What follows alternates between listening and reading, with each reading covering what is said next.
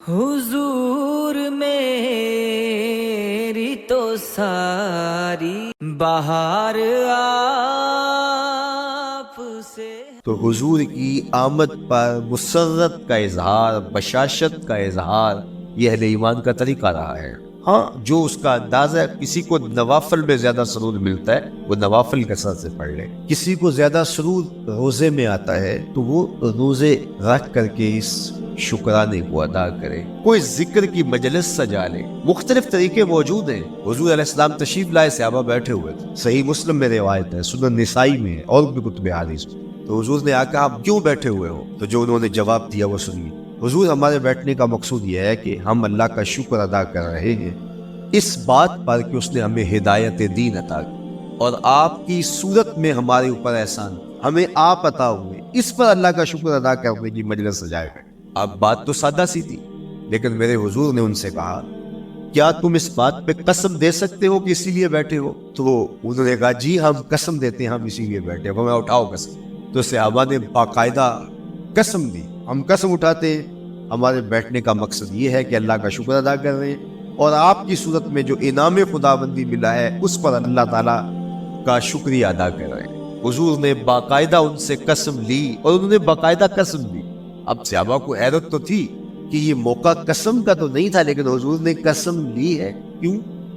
حیرت تو استجاب کی کیفیت تھی۔ حضور علیہ السلام نے فرمایا صحابہ میں تم سے جو ابھی قسم لی ہے یہ کسی تہمت کی بنیاد پر نہیں لی، یعنی تمہارے قول کی صداقت میں مجھے کوئی شک نہیں تھا کہ میں نے قسم سے تصدیق، بلکہ اس کا سبب اور تھا۔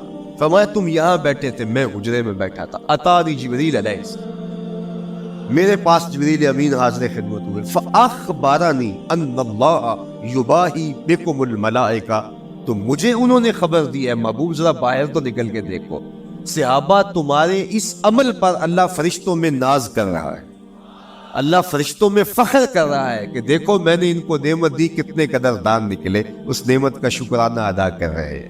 اور آج اگر ہم اپنے گھر میں بیٹھ کے، اپنی مسجد میں بیٹھ کے حضور کی صورت میں انعام خداوندی کا شکریہ ادا کرتے ہیں تو اللہ کی رحمتوں سے بعید نہیں کہ اللہ فرشتوں سے کہے دیکھو صدیاں بیت گئی، یہ آج بھی شکرانہ ادا کر رہے ہیں، اور یہ بات میری اور آپ کی بخشش کی ضمانت قرار پائے۔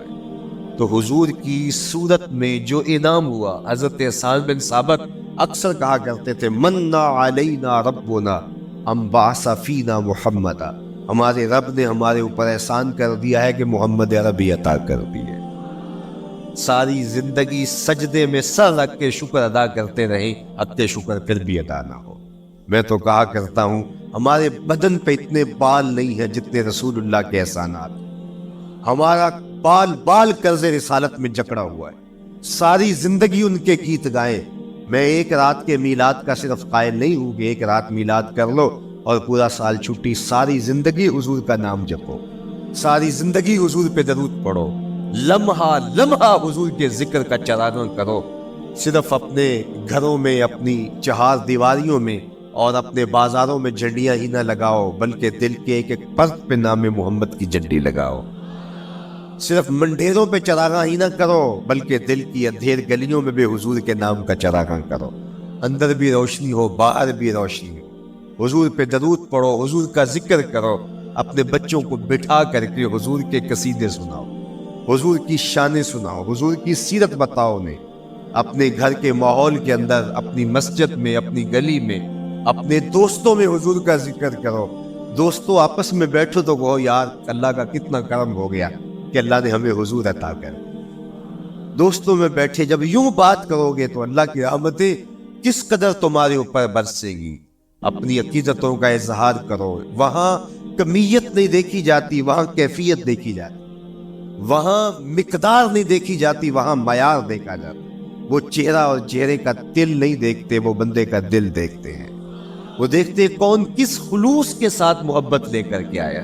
اور میرے امام بولے کون دیتا ہے دینے کو منہ چاہیے، دینے والا ہے سچا ہمارا، کوئی چھولی میں چند ٹکڑے ڈال بھی دے تو ساری زندگی جتلائے گا۔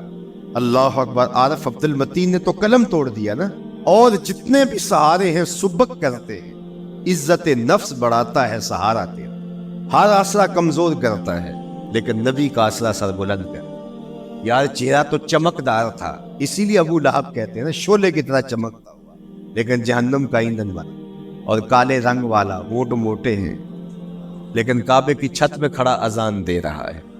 اذان ازل سے تیرے عشق کا ترانہ بنی، نماز تو اس کی دید کا ایک بہانہ بنی، ادائے دید سراپا نیاز تھی تیری، کسی کو دیکھتے رہنا نماز تھی تیری۔ تو عقیدتوں کے رنگ اور محبتوں کے رنگ حضور علیہ السلام کے ساتھ جب کوئی پیش کرتا ہے تو رائے گانی جاتی۔ یہ وفاداروں کا در ہے، یہاں بے وفائی کا تصور ہی نہیں ہے، وہ ہاتھ پکڑتے ہیں تو پھر چھوڑتے نہیں ہیں۔ اس لیے ان سے محبت کا ربط قائم کیجیے، اپنی اولادوں کو حضور کا پیار سکھائیے، اپنے گھروں میں میلاد کیجیے۔ لازم نہیں ہے کسی عالم دین کو بلاؤ، آپ اپنے گھروں میں حضور علیہ السلام پر درود پڑھیے گا، بچوں کو بٹھائیے گا اور حضور کی سیرت کا کوئی واقعہ ان کو سنائیے گا۔